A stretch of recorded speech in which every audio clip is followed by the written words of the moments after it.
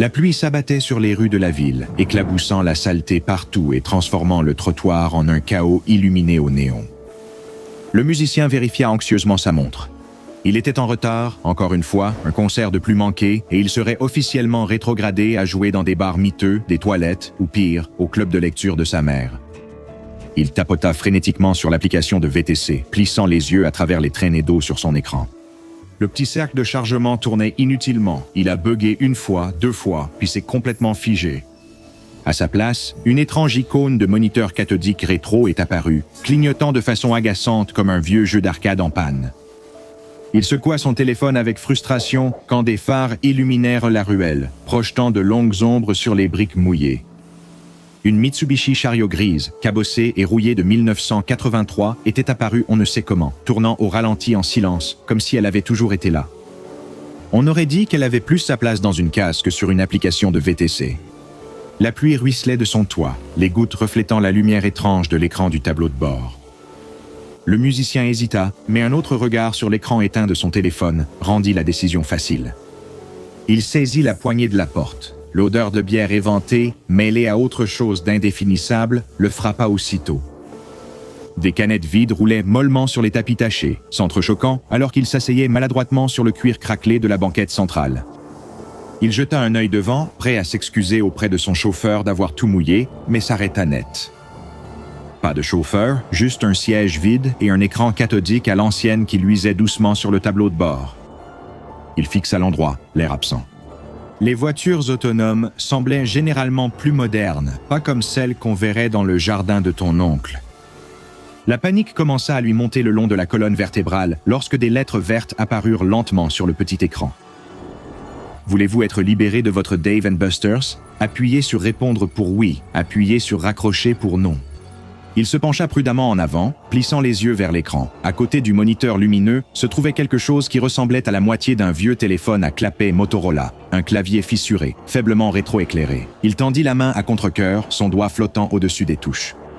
Peu importe, c'est sûrement juste une blague de celui qui a trafiqué ce tas de ferraille inquiétant. Il pressa brusquement son pouce sur le bouton de réponse usé. La camionnette trembla soudainement, grondant sous lui comme un moteur. Toussant pour se réveiller, l'écran du tableau de bord clignota 1 fois, 2 fois, puis le silence. Un silence total, impossible. Une odeur de bière et de quelque chose d'étrangement métallique emplit ses narines, le rendant étourdi.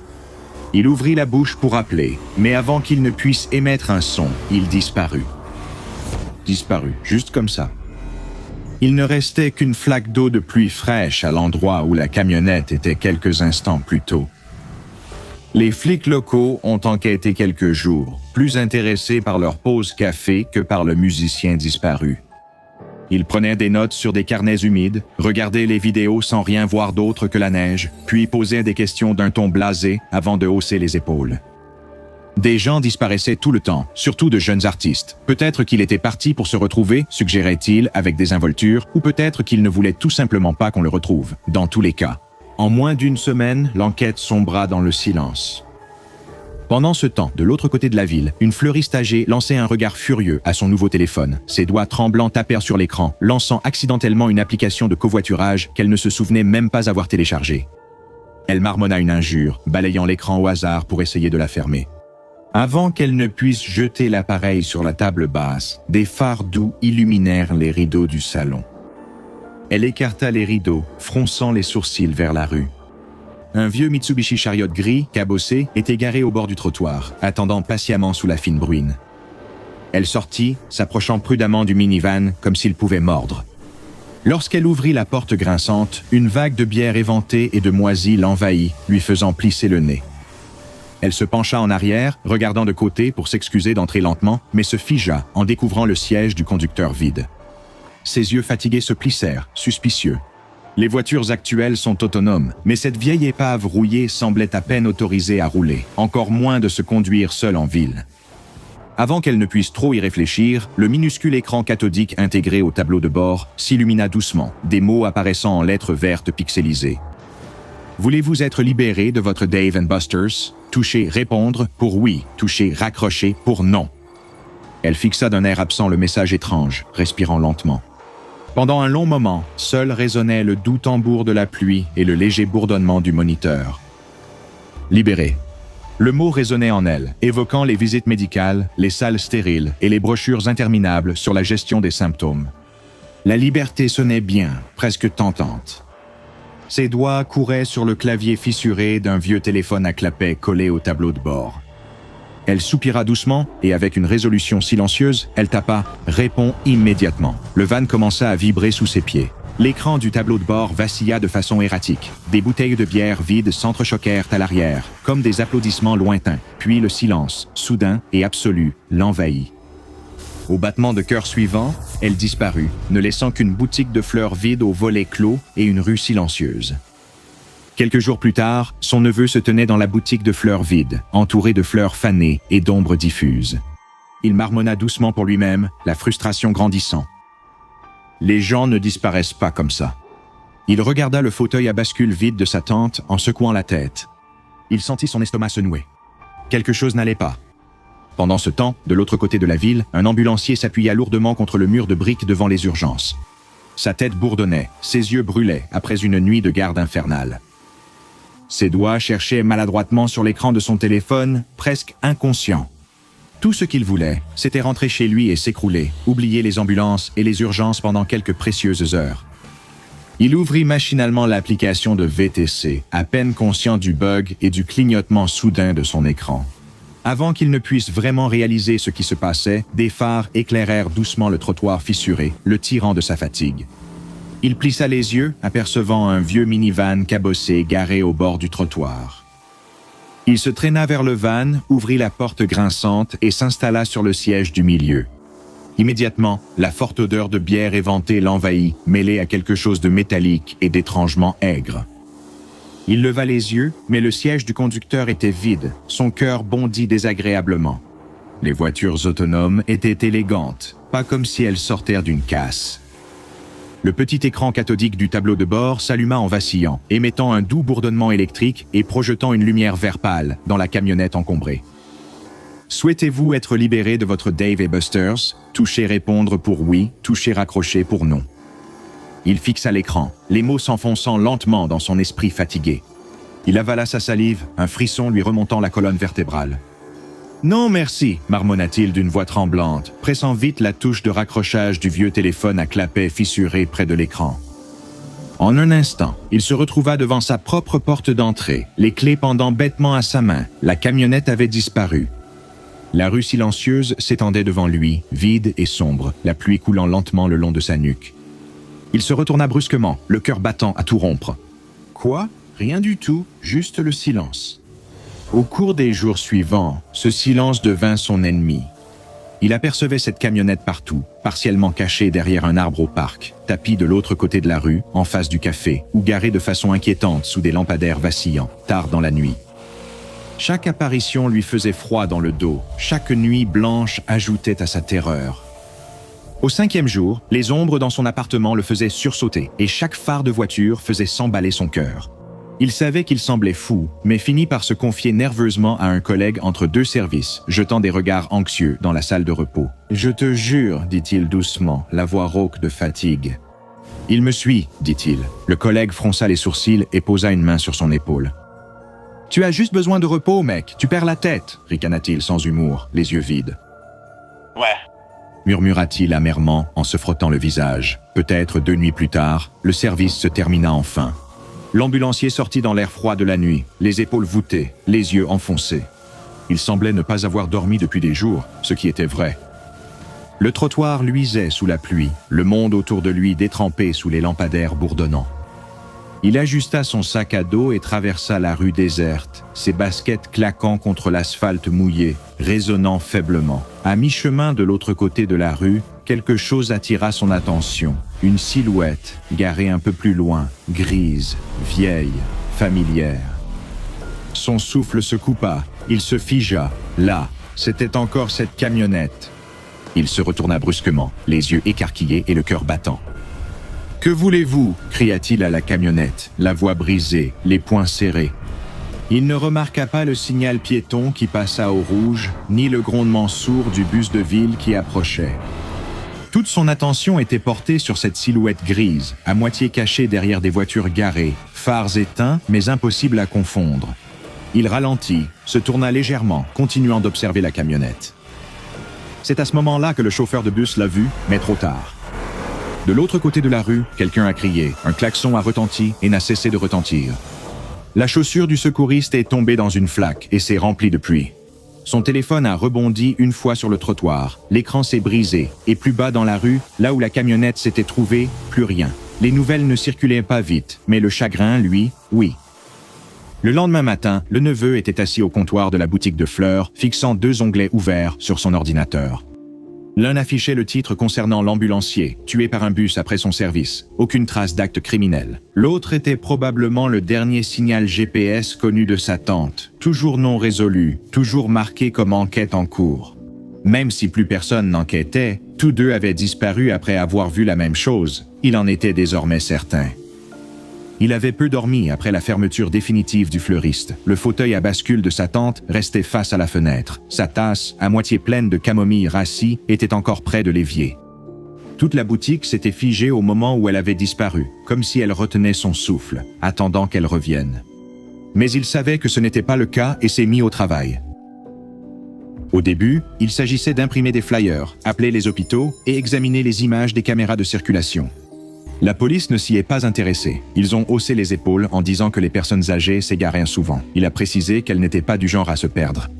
Ils ont dit qu'ils feraient un rapport et le recontacteraient plus tard. Ils ne l'ont pas fait, alors il a enquêté lui-même.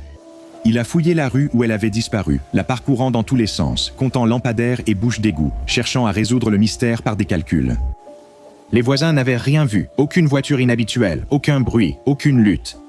Juste une vieille femme qui est montée dans une camionnette et n'est jamais revenue. Cette camionnette, c'était le fil conducteur qui l'a suivi en fouillant dans ses relevés téléphoniques.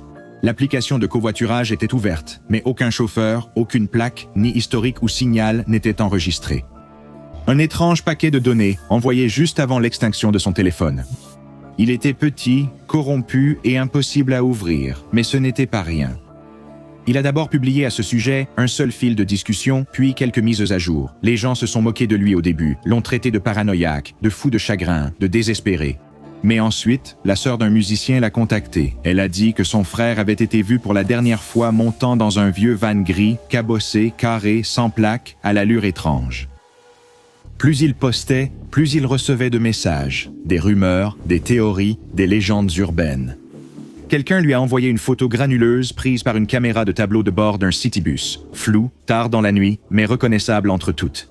Un van Mitsubishi gris garé au bord d'une rue brumeuse, sans personne à l'intérieur. Il a catalogué les signalements, réalisé une carte et créé un document Google avec des onglets, un tableau des dates, villes et incohérences de plaques.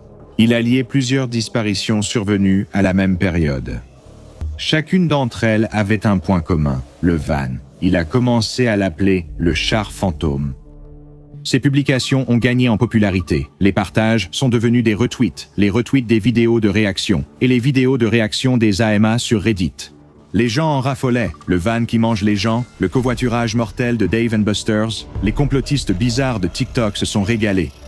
Ensuite, au milieu des réponses, un commentaire discret est apparu sur une vidéo récapitulative des apparitions tard dans la nuit. Une épingle, pas de nom d'utilisateur, aucune explication, juste des coordonnées et en dessous, une seule ligne. Si tu es sérieux, vas-y maintenant. Il cligna des yeux devant l'écran. Était-ce réel? Beaucoup auraient ignoré ce message, mais lui devait savoir ce qui était arrivé à sa tante. Il a pris un chargeur, une lampe de poche et un téléphone jetable, juste au cas où. Il a roulé au-delà de la ville, là où les routes étaient fissurées et les maisons rares. Presque au coucher du soleil, il a pris un chemin de terre longeant un canal asséché. Le ciel était violet et étrangement immobile. Et elle était là, garée comme si elle l'avait attendu tout ce temps. Une Mitsubishi chariot grise, affaissée sous un lampadaire vacillant. Les phares étaient éteints, mais la lumière verte du tableau de bord pulsait faiblement à l'intérieur. Son cœur tambourinait contre sa cage thoracique, ses mains tremblaient. Il est passé en direct? D'accord. Il a chuchoté au live, c'est le moment. Je l'ai trouvé, je l'ai enfin trouvé. En s'approchant, la caméra tremblante du téléphone a capté la silhouette du fourgon, ses baskets crissant sur le gravier. Des milliers de spectateurs se sont connectés. En quelques secondes, les commentaires ont explosé. Il n'en a lu aucun. Sa main s'est avancée lentement et a saisi la poignée de la porte. Elle s'est ouverte dans un grincement métallique. L'intérieur était pire qu'il ne l'imaginait. Des canettes de bière partout, des câbles serpentant sur le sol et un minuscule écran cathodique vacillant, encastré dans le tableau de bord. Le clavier du téléphone à clapet Motorola brillait faiblement à côté. Puis l'écran s'est allumé. « Voulez-vous être libéré de votre Dave & Buster's? Appuyez sur « Répondre pour oui », appuyez sur « Raccrocher pour non ». Sa bouche s'est ouverte de surprise. « C'est réel », murmura-t-il en tournant la caméra vers l'écran. « Bon sang, c'est vraiment… » Des phares l'éblouirent par derrière. Une voix aboya dans un mégaphone. Les pneus crissèrent, des bottes martelèrent le bitume. Les projecteurs l'aveuglèrent soudain. Il recula en titubant, son téléphone filmant toujours. « Pose le téléphone, tout de suite. » Des hommes en noir l'entourèrent. Le direct fut interrompu pendant le commentaire. L'un d'eux s'avança et claqua la porte du fourgon d'une main gantée, un autre arracha le téléphone et en retira la batterie. La dernière chose que le jeune homme vit fut une écusson blanc sur l'une de leurs vestes, un cercle traversé par 3 flèches. Et le fourgon, toujours au ralenti, continuait de ronronner doucement, comme s'il n'avait même pas remarqué que la fondation était arrivée. Ils ont mis le téléphone dans un sac, enfermé le gamin dans un fourgon noir et sont partis avant que la poussière ne retombe. Le direct a été supprimé d'Internet en quelques minutes, les comptes et copies effacés, les commentaires fermés pour activité inhabituelle. Pour le public, le direct n'avait été qu'un canular. Pour la fondation, c'était le protocole de nettoyage. Le fourgon a été hissé sur une dépanneuse sous escorte armée, ses roues bourdonnant encore comme si elles voulaient partir ailleurs. De retour, sur le site 322, il a été descendu dans un conteneur d'expédition renforcé, les murs doublés d'acier, une encre de réalité Scranton fixée au plafond. Ils ne l'ont pas encore interrogé. D'abord, ils ont effectué 2 semaines de surveillance, 24 heures sur 24 sans aucun mouvement. Le moniteur clignotait parfois, affichant des fragments de code vert brouillés ou autre chose. Elle ne parlait pas, elle ne conduisait pas, elle attendait simplement, comme s'il était en pause. Finalement, ils ont envoyé quelqu'un, pas un de classe D. Cette chose n'était pas seulement un trou noir pour les corps, c'était une énigme, et les énigmes demandaient à quelqu'un qui savait jouer. Hélène Nyquist est entrée dans le conteneur d'expédition avec un porte-bloc, un enregistreur et une mauvaise attitude. Elle ouvrit la porte conducteur. L'odeur fut immédiate, bière tiède, poussière, légère senteur d'électronique. Elle ne broncha pas. Le moniteur CRT du fourgon cligna une fois, puis s'alluma avec un lent défilement de texte. Souhaitez-vous être libéré de votre Dave & Buster's? Répondez pour oui, raccrochez pour non. Ce char fantôme, la Fondation l'appelle SCP-8034. Il est classé Euclide, ce qui est leur façon polie de dire qu'ils le comprennent à peu près, mais pas assez pour dormir tranquille la nuit. Classe de perturbation, VLAM. Apparemment, une camionnette mortelle qui se téléporte et n'apparaît qu'à l'approche de la mort est seulement une urgence moyenne. À première vue, ce n'est qu'une déglinguée Mitsubishi Chariot de 1983 grise, carrée, et aussi triste que ce à quoi on pourrait s'attendre d'un véhicule dont la dernière inspection remonte à l'époque de Reagan. Elle bourdonne sans cesse, ses phares restent allumés, et personne n'a trouvé de moteur ou de source d'énergie à l'intérieur. Ah, et elle sent la bière bon marché. Ce n'est pas une métaphore. Il y a souvent des canettes vides de Pabst Blue Ribbon qui s'entrechoquent et semblent aller et venir sur la banquette arrière. Comme le reste de sa logique, ce qui conduit ce truc n'est pas une personne, c'est une intelligence artificielle coincée dans le tableau de bord et qui parle à travers un vieux moniteur CRT de la taille d'un livre de poche. La Fondation l'appelle SCP-8034-1, mais lui se fait appeler Terminal. Charmant, non? Terminal communique uniquement par texte via le moniteur. Vous utilisez un clavier de téléphone Motorola Razr fixé au tableau de bord pour lui parler. Imaginez un téléphone jetable des années 2000 croisant un Uber maudit. Voici comment ça fonctionne. Si vous allez mourir dans la semaine, ce van le sait, il le sait simplement, et il va se téléporter. Oui, se téléporter, à environ 5 à 8 km de l'endroit où vous êtes, puis commencer à rouler directement vers vous. Souvent, les gens l'invoquent sans le vouloir, après avoir demandé une course sur une application, sans confirmation ni bouton d'annulation. Une camionnette, absente il y a 5 secondes, est soudainement garée au bord du trottoir. Si vous montez à bord, l'écran CRT s'allume avec le même message à chaque fois. Souhaitez-vous quitter votre Dave & Buster's? Appuyez sur « Répondre » pour oui ou sur « Raccrocher » pour non. Vous disparaissez immédiatement, pas de cris, pas de fondu au noir, aucune trace. La camionnette reste, vous ne choisissez pas, vous raccrochez, la camionnette clignote, et soudain vous vous retrouvez exactement là où vous étiez avant d'y entrer. Comme si ça n'était jamais arrivé. Sauf que si, parce que tous ceux qui appuient sur raccrocher meurent dans les 7 jours, sans exception. Alors où vont les gens qui répondent? C'est la question à $1 million. La Fondation essaie de comprendre ça. Depuis que le fourgon a été contenu, 51 tests, 51 membres du personnel de classe D disparus. L'un d'eux avait emporté un dispositif d'enregistrement de taille moléculaire. Il a disparu aussi, tout comme 42 canettes de bière vides. Ce n'est pas une blague, même les déchets sont effacés. Le terminal affirme qu'il ne sait pas où ils vont. Il dit que lorsque les passagers disparaissent, il est téléporté vers ce qu'il décrit comme un Dave & Buster's, dans un vide extratemporel où il est immobilisé en permanence, sur une scène à côté d'une pancarte de tombola qui dit « Gagne-moi ». D'après Terminal, la seule compagnie qu'il a, c'est une oreille géante de menthe religieuse en plastique provenant d'un jeu, posée à côté de sa scène. Le Von a demandé un haut-parleur pour diffuser en boucle le sifflement de la menthe religieuse du jeu, ce qui a été approuvé. Il fredonne dessus toute la journée, tous les jours. Si cela ne suffit pas, parlons de la boîte à gants. Lors de l'inspection, la chercheuse Hélène Nikist a trouvé des tissus organiques et des os, en particulier des parties buccales de taille humaine, juste posés là, sans gorge, sans poumon, sans but, juste une paire de lèvres qui bouge. Embrasse-moi en boucle. Le terminal a assuré qu'il ignorait sa présence. Reste à déterminer s'il ment ou refoule un traumatisme.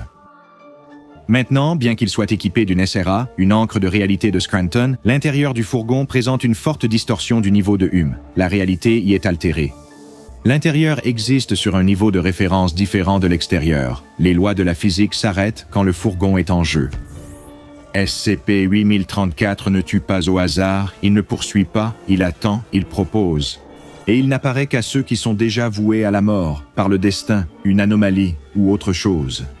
Terminal insiste sur le fait qu'il ne cause pas les morts, il se contente d'apparaître pour elles. Et peut-être que c'est vrai, peut-être que Terminal n'est que le transport, pas le bourreau. D'un autre côté, difficile de faire confiance à un van avec une bouche parlante dans la boîte à gants et 42 passagers disparus à son actif.